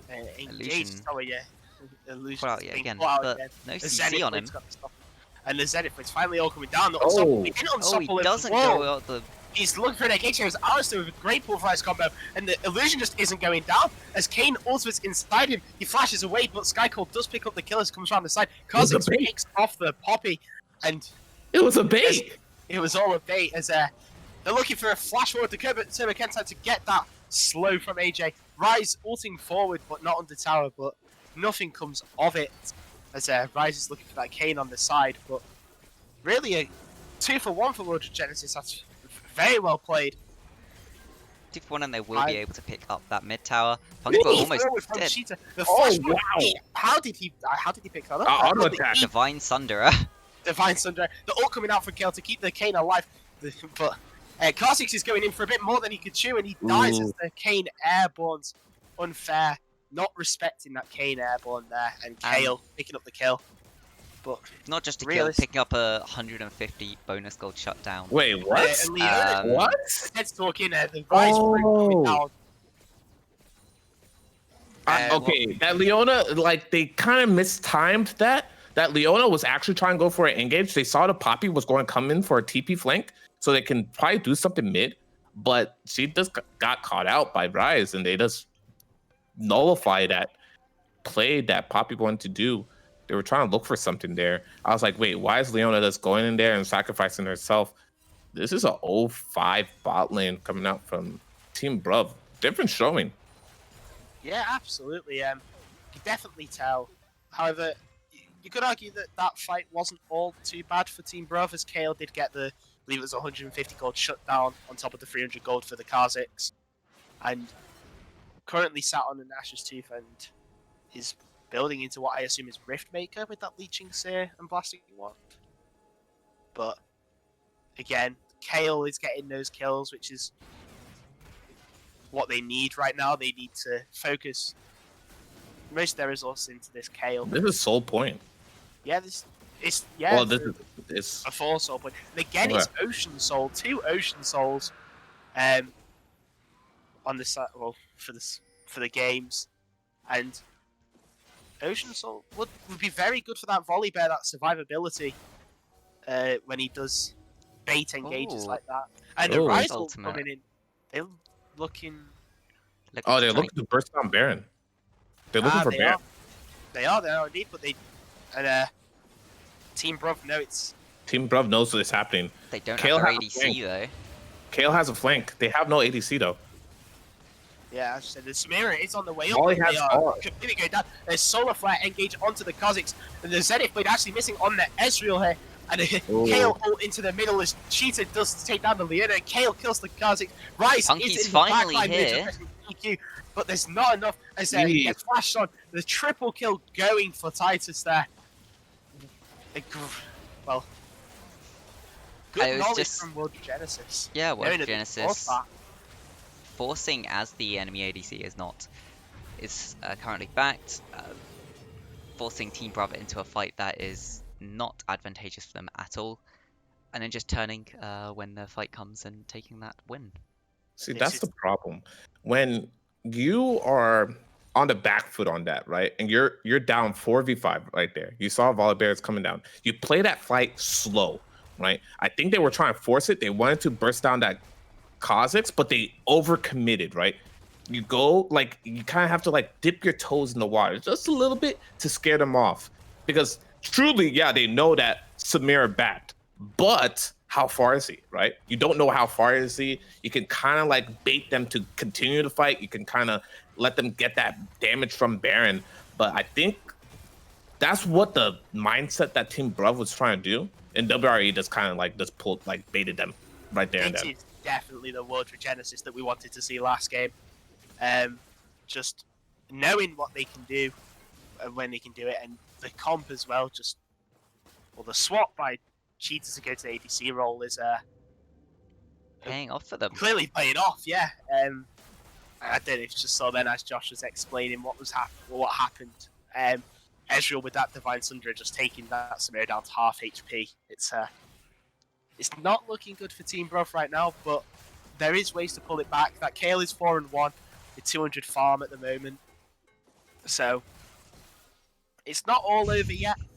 But Thunder, Kane is looking for a gank here now on the Rise, as their Rise does look to. the Unfair is also on the way. Unfair is here, and Kane That's a dead is Kane. going to be going down here. Ultimate. The ult coming out from Kale and the flash away. This illusion does engage from Poppy in the top lane, but they are going to get a great engage here by Alistair, forcing out the Immortal Shield bow passive, and Samira goes down, and Leona now just got to get knocked away from her tower. So great pulverize there. Skycold is going to attempt to pick something up, but has to flash away as the Rise ultimate comes in, and they are going to get an inhib here, potentially. More This as is Illusion game. is keeping this Poppy This game. preoccupied in the top lane. It's just Poppy needs Skycold to- does not have that ultimate anymore, so very susceptible to just being jumped on, and Yeah, absolutely. Yeah. This This game. game think is This game. chose not Yeah. to TP back, and Kane goes down with the Alistair. They're all coming down from Illusion to pickup slow one, down but- Kale.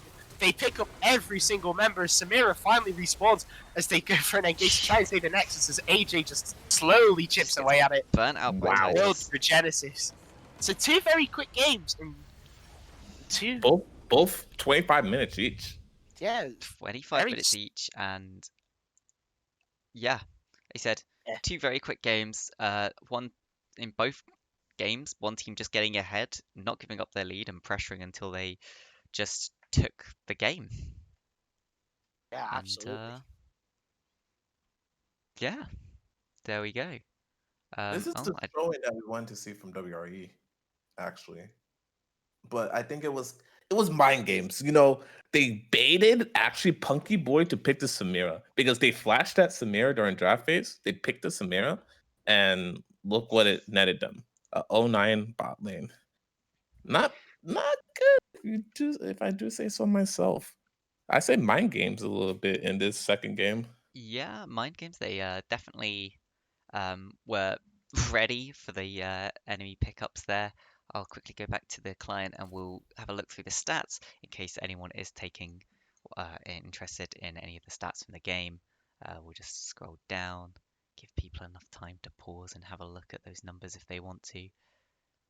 Have a look at the graphs. We see there Ezreal and Ryze just doing an insane amount of damage. Actually, Volibear almost doing as much damage as Kale.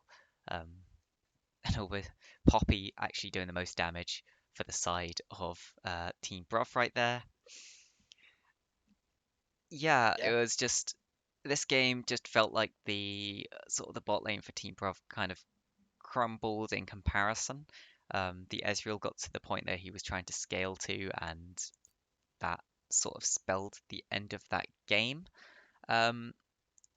It does mean that our league table ends up with both Team Bruv and World Regenesis sitting on 4 games played, 3 wins, so it's everyone can be more consistent throughout the rest of their games in picking up those wins. I believe we also have another game coming later on today, or I haven't heard anything to suggest otherwise. Oh, I'm back. Are we doing MVPs? Yeah, let's go on to MVPs. Who would like to nominate an MVP? Who do you guys think is the MVP? Again, yeah, just shout it out. AJ by far. Yeah, AJ by far. AJ by far. Look at his KP. 2 kills and 15 assists. Wow. AJ, I think he roamed. He definitely roamed. Even though they say he doesn't roam, he definitely roamed. I feel like he roamed a little bit. Or they just bullied that bot lane so much. They bullied that, they really, denied all the damage coming out from Punky Boy. And I see what they were trying to do. Like Punky Boy and Ewok, I see what they're kind of trying to do. But I think what you can see from now from Team Bruv is that wait, I'm getting ahead of myself. But yes, AJ. Agreed. AJ was, I mean, even on ganks, it seemed good for Team Bruv. He was able just to find those 3-man knockups, those 2-man knockups that definitely influenced the gank. And even in the late game, would in that fight as well with the volley bear, he found a 3-man knockup to deny any more damage onto that volley bear, allowed him to survive for that little bit longer. And that shockwave on the turbo chem tank meaning that they couldn't escape from the damage from Ezreal and Ryze. So to me, the MVP does go to AJ. Yeah, of course, very well played as well from the rest of the team. We saw definitely Cheetah was doing a hell of a lot of damage and getting those aggressive arcane shifts forwards to just put down the damage and the pressure. Titus was just doing a lot of damage, soaking up pressure. You could see him pulling Dark Enclave towards him as Sky was getting the sort of better, just pushing in Sky Cold constantly, even towards that later game. Kale never actually managing to hit 60 in the game over before then. But yeah, that does mean that we do have one win for each team here. Both teams now sitting at the top of the league. Still tied. It's going to be whichever one of them is most consistent throughout the rest of their games. If not, we might have to have a best of 3 at the end to see which team is the better team. I want to point out 2 things. Well, I want to point out a couple things, if I may. Go ahead. Yeah, so you could now you kind of see that Team Bruv actually got meta. Actually, they got baited into picking meta champs, right? I don't know if they play these champions, Sky Cold playing this Kale or Punky Boy playing this Samira, and they got baited into these picks. You know, they probably had a vision, and they said, "All right, well, you saw them first game, they kind of suck ass. Let's go scaling." Or something like that. They went a totally different direction than they usually do, right? And Team Bruv, it kind of seems like they want to enable Ewok to roam to that mid to get Skycold going, and that's how they win their games. Having Punky Boy on a nice safe pick, and them just doing whatever the hell on the map and being that aggressive forward. And you see WRE, of course, yeah, first game rough for them. But now they adapted. They're like, all right, Cheater can play AD carry as well. We can role swap. Like, it's no problem. We can role swap. So you saw Titus go mid, and you see Cheater piling this AD carry. And the drafting from WRE definitely confused Team Bruv here. It's just little things that you can see from both teams. If you guys want to watch this VODs again, they can see from both teams their weaknesses and their strong ideals. Yes, like strong methods that they use the game. And can point out this is where they're weak at, this is where they're strong at. And I definitely this series we saw the weakness and the most I don't know the other words. Weakest and strongest from both teams. What they can both pull out. So even though WRE finally lost their first game, you can definitely see there's some little stuff that you're like, are they really that strong? Okay, shall we get some interviews going? What do you guys think? And anyone in chat, if there's anyone you want to see interviewed, shout it out. Of course, we'll ask the players. No guarantees. They don't have to come. We're not going to force them to jump on if they don't want to. But yeah, either team shoot through. Yeah. Is there anyone you want to speak to first from either team? I mean, we could probably do like an interview with one or two people from each team. We'll see. I I'll would leave like you guys to. to interview. I do I have would like. I would like questions. to interview Dark and Glaive. Dark Enclave? Should we Yes. have a look? Well, if Dark Enclave is there, do you think does Dark Enclave want to be interviewed? It's entirely fine if he doesn't want to be. Just let us know, and Yo, I just pulled him. I don't even care. you just pulled it. He's not even here. What? Yeah, he is. Yeah, I'm a pull Yeah, him. drag him. Okay, yeah, grab him. Let's get Dark Enclave in. I didn't notice where Atomika went. He's jumped into general. Oh, I think he's gone to play Clash. Okay, I'll pull him. There we go. Hello, welcome. Good afternoon. Good Hey, sorry, I afternoon. just dragged you, like, just yanked your ass up here. But I'm being forced by my team captain. So Ah, there we go. So going 1-1 here, is this sort of what you expected to happen? Were you more expecting to take both games or lose both games, or what were you well, expecting to be very close? we were expecting to have like a strong opponent. Hmm. However, we tried to play to our team strengths, and we couldn't really do that in the second game. We did that in the first game though. But yeah, the second game was a bit unfortunate on our side. Yeah, so is there any one point you think in that second game which you really identify as maybe something that could be improved, something you guys can work on? Or Maybe generally ban Azrael or something, because no, that champ is relatively safe, and it was hard for us in the second game, especially with picking like getting the pick on Azrael, because yeah, he's just like so dodgy, and yeah, that's what we really struggled with in the second game. So yeah. yeah, Joshua, any questions you want to check in? well, Dark and Glaive, I just liked how you played that first game. Tell me your thought process on like getting the Cassiopeia ahead and like that level of 3 gank, I believe, bot and like totally like crushing like the mental from bot lane. Can you walk me through that real quick? Well, first off, we kind of expected an Amumu. Yeah. We decided to think about how to build around, like if they pick the Amumu, how to build around it. Well, and Amumu, yeah, he can't really fight a 1v1 a Kane. So we decided, like, if we fully focus on that Amumu and bully him out, then we can like control the game, and that's what happened. Yeah, and we saw it was So executed on very well. thank you. Yep. Well, You go. that's it. Okay. I was gonna say, is there anything Mhm. else you want to shout out either to your own team or the other team or to chat before we go on and grab someone else and pull them out of their own team to interview? No. Well, I No? think the other team performed really well, especially like with the pace of the second game, because it felt like we were playing an entire different team, and if they keep it up, it's going to be a really interesting competition. Great, So great. Oh, thank you, Dark Enclave. Thanks for coming on and doing the interview, and sure, good luck for all your future games. thank you. And maybe we'll have you again. All right, have a good one. See ya. Okay, so we've had Dark Enclave from Team Bruv. Do we want to try and grab someone from the other team next? I said we should bring in a cheater.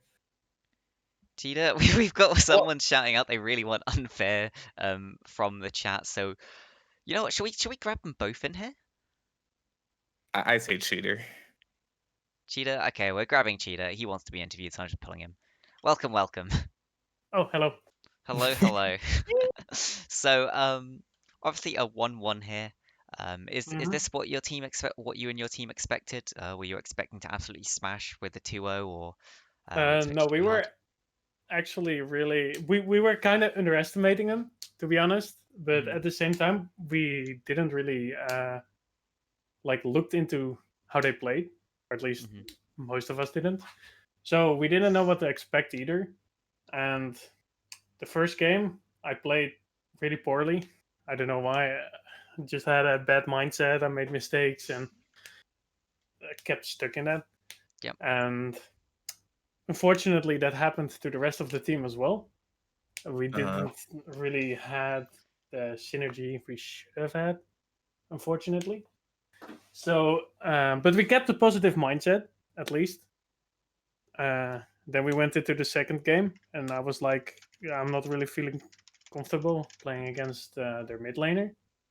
Mhm. And since I'm an ADC main, so I feel more comfortable playing that role. Oh, okay. So I asked Titos, "Do you want to go mid?" And he was like, "Yeah, I'll show you my inner faker." And I picked Rice. And I went. When I saw the Leona, I was afraid they would pick Ezreal again. So we picked it, and then I was 100% sure of banning Jin. Yeah. And by that, I think we like took most of the danger away with the Leona pick. Now, Something I I do want want to. to. Oh, do you want to go? Go, Gavin. Go. I was gonna say, on that with that draft phase for game two, we saw the swap in the bans, choosing to ban out the Cassiopeia instead of the Kale. Is that something you had planned beforehand? Were you sure that those were the two champions potentially you wouldn't mind seeing, the Cassio or the Kale?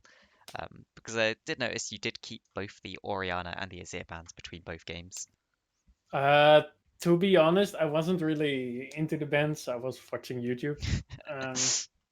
Fair enough. But well, we decided after the first game we surely should ban Cassiopeia because well, we just got fucked by it. At least Yep. I got fucked by it.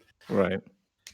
And I heard someone yelling Azir in the Discord channel. And we didn't know if they were good on Kale. We didn't see them play it, so we just took the Took the what do you chance. say? Took the chance. Are they gonna pick it, or are they gonna be bad or good with it? And well, I guess Rice was just too much of a faker. Right. So, was it that meme, Dopa 400 CS? Well, I don't know, whatever. But Shooter, I want to ask one thing. So you chose your response for the cast was the Xerath. Do you like that matchup, or you didn't like it because Leona was roaming on you, flashing on the tower? Like, was that your response to Cassiopeia, or did you have something else in mind?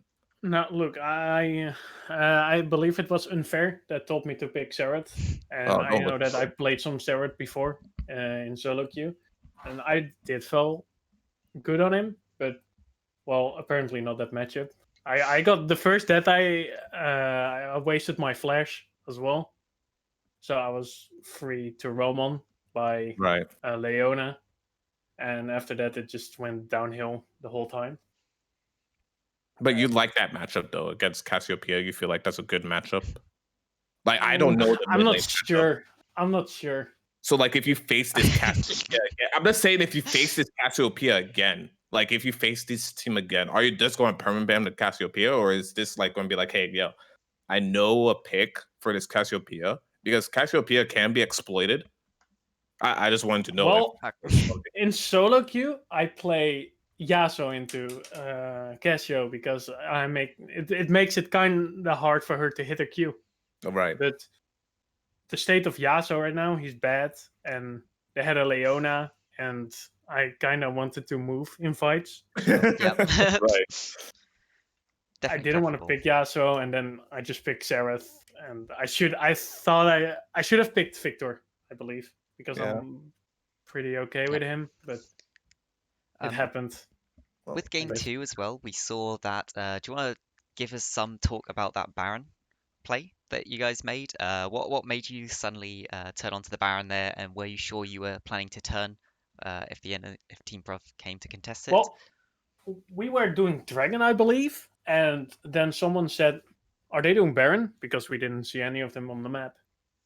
So we checked Baron with a Rise ult, and then someone was like suddenly, Yeah, let's just take Baron. But So Baron just actually Baron. wasn't spawned while you guys were doing Dragon, so that's kind of interesting. Okay, You can- okay. I didn't know that. That makes it awkward. But yeah, it was definitely the right A really time to good do it, call. whether you guys realized or not. And definitely Fucking RNG. pulled that Yeah, well, game. I was already pretty strong on Ezra. I think I was 4-0, and I had my Divine Sunderer, so I was already doing quite a bit of damage, and they just forced themselves onto us. Yep. And yeah. Yeah, go ahead. And somehow I think my positioning was pretty okay because I was still full HP after the fight. I believe I was in the back of the Baron pit just chilling. And before I knew it, they were all like dead / super low. Yeah. Yep. And is there anything else you want to shout out either to your own team, the other team, the chat, anything or anyone at all? Yeah, the thing is, I don't have that much game knowledge, so but I know that the first game they just played great. The Leona roams were insane. Ezreal kept playing safe, had insane farm. Top lane just got melted. They destroyed top lane hard. It was just overall a super clean game, and I'm proud that our own team kept the positivity to say fuck it happened. We go next, and we just try to stomp them, and it worked out. I like it. So. I Yeah. like it. I had doubts the second game, but I'm happy. I'm happy. Great to hear. Thank you for coming for an interview, and we'll obviously get more of your games in the future. Keep watching, see if you guys can eventually outwin against Team Brother. If we'll have to see some sort of rematch later on. Well, we'll have to see. We're thinking about our roster change as me going ADC and Titus. It's not 100% sure yet, but I at least I feel more comfortable playing Something ADC than to mid. watch out for. Uh-oh. Okay. Uh-oh. Thanks, Cheetah, and I guess Okay. we'll run on to the next person. Yes. Bye bye. But okay, so we said we'd get Unfair in for a quick interview as well. So let's just pull him straight in. I'm not even going to bother asking him.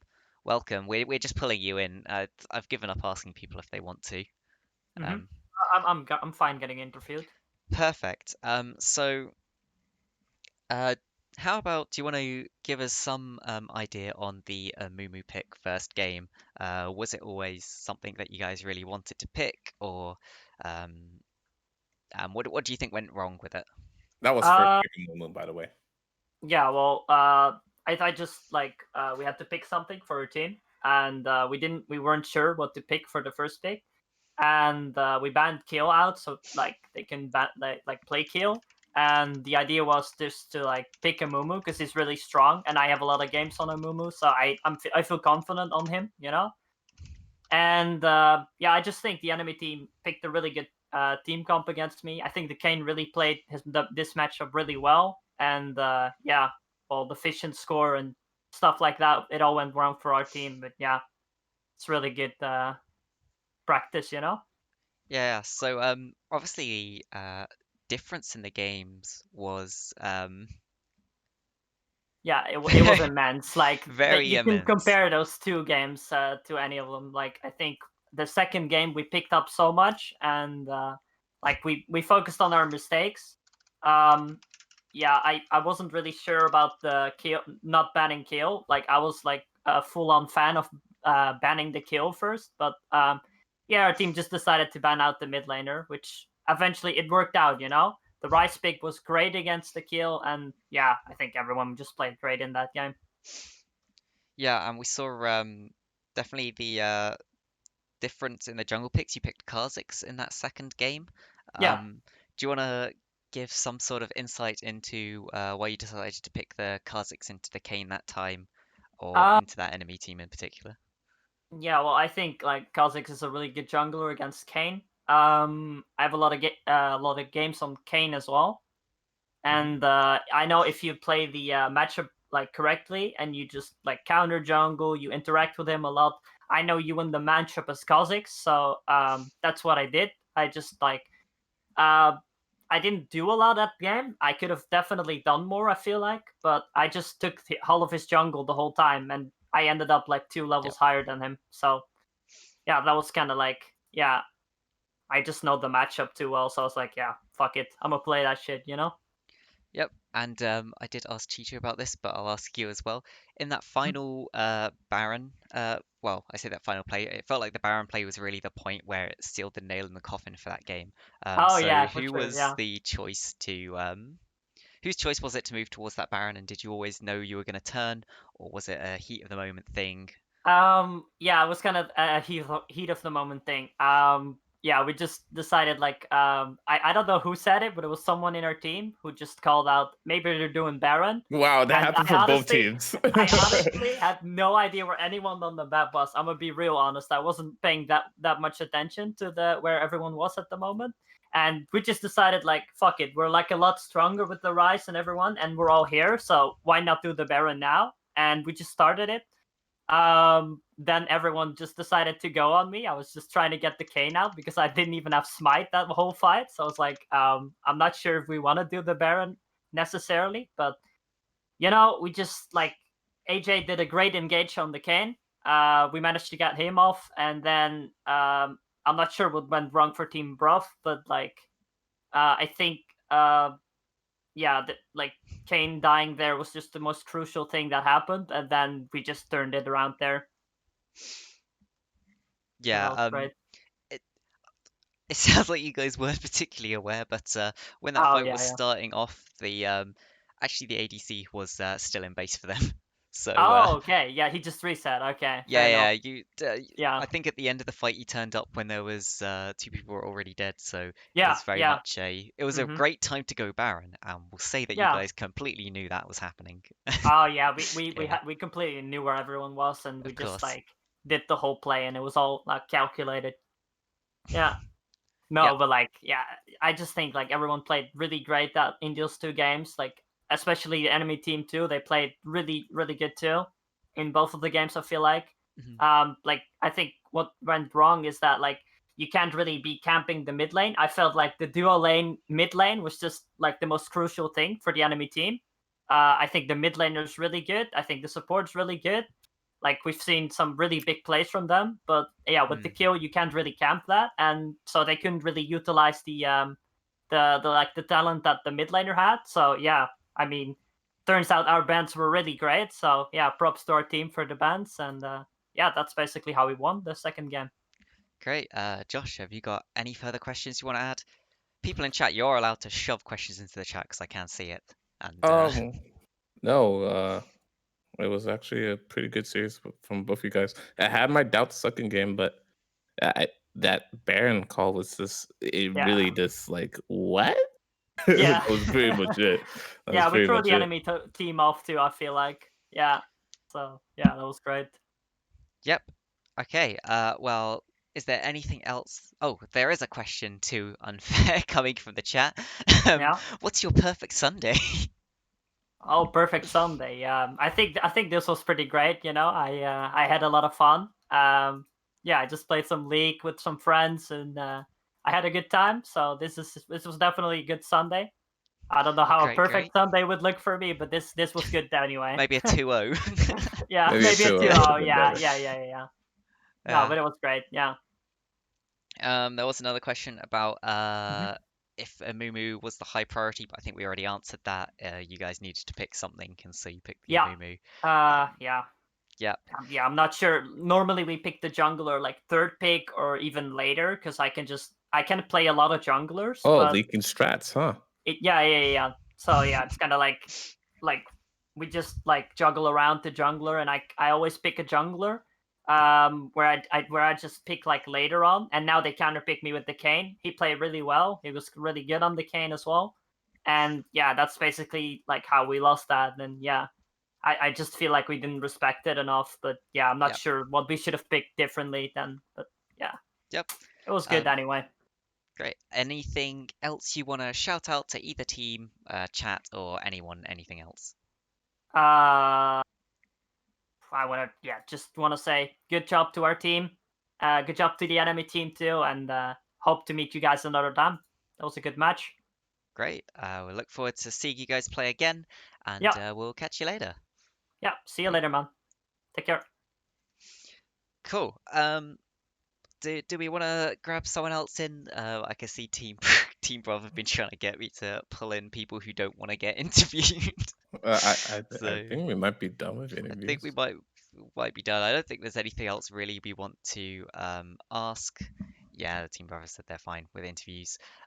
So that was honestly well, I'm not going to say two great games. It was a great series, and seeing both teams come out with one win, keeping the Ocean League nice and close, adding in some spice in there because so far we've only really seen quite quick 2-0s in the top league. So it's nice to see some close teams. Hopefully we'll get to see some more, and the league will get a bit more competitive towards the top and the bottom. We do have one more series left this week, which is, if I can check somewhere. Isn't it SAS Desert versus Young Prodigies? That one, no. There was TLH versus Young Prodigies, which Young Prodigies didn't turn up for, but TLH have agreed that if they can work out the game time another week, they can still play it. Otherwise, TLH will take those wins if they can't work out another week. We also do have Girl versus Vengeance Esports. So that's another one to look out for. Guys in Real Life versus Vengeance Esports. Both sitting, well, Girl sitting in the middle of our table right now, Vengeance Esports towards the bottom. Didn't have a very good showing in their first games, but maybe they can pick it up going into Girl this time. They were against Team Bruv in that first series, which are obviously one of our top two teams right now. Right. I want to see what Vengeance Esports. They of course this bracket is still within reach. You could still take off games out of people, right? Team Bruv, of course, maybe that's their kryptonite. They can't play against them. But you've seen Girl face WRE before. You can watch that VOD, study it, and then see what you guys can adapt from WRE into your game and take games off of Girl, because Girl, they're vulnerable, right? So I want to see what Vengeance Esports does. Ocean League is very looking one-sided right now, but River League is the spicy league. I'm just saying because I'm part of River League. It's the most spicy league. Ocean League is whatever. It's the stomps all around, but River League is all nice and tight. Yeah, it could just be Vengeance being a newer team, weren't used to Yeah. playing each other, so maybe we'll see them bounce back. I would like to see how they improve. I know SAS Arctic have been training together a lot, so they could definitely be upping their level quite a bit. Zoe asking if we're saying they're vulnerable because they're girls. That's not what we're saying at all. That's exactly what I'm saying. That's exactly what Josh is saying, apparently.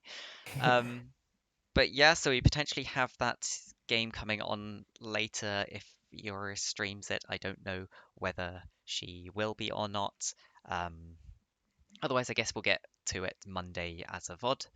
Either way, we will get that game streamed. Coming on to the next week, though, we do have some very interesting games coming up. First one being Team Bruv versus Guys in Real Life. So this one could definitely... I don't feel like an upset is impossible here, although it does feel like Team Bruv are the favourites, having drawn with World Regenesis, and World Regenesis having 2-0'd Guys in Real Life in quite a good fashion. However, we'll have to wait and see how that one works out. I think Guys in Real Life might also be going through a bit of a roster change. So I'll have to see if they pull their team together and how that goes. We do also have SAS Arctic versus World Regenesis, of which World Regenesis are the favourites there. But again, I don't think there's any teams here in either league which couldn't take upset wins.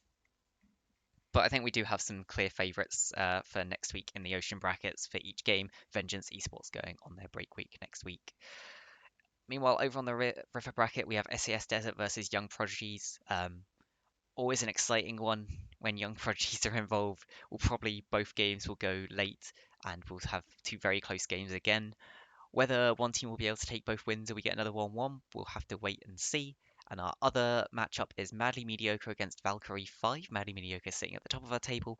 Valkyrie 5 losing out both games against SAS Desert this week. Yeah, this week.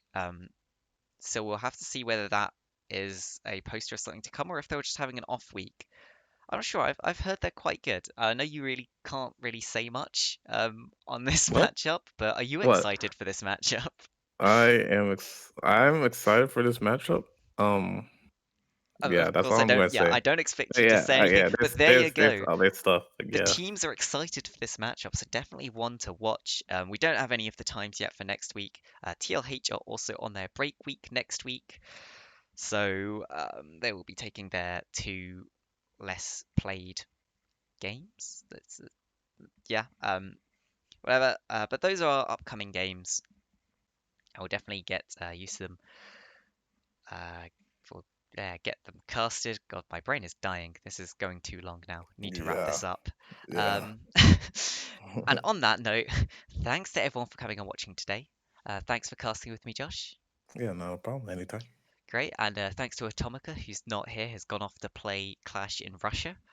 Um, and we'll catch all you guys later, either later today if we do have a stream, or tomorrow for the VOD stream. Yeah. Catch you guys later. Bye. Bye.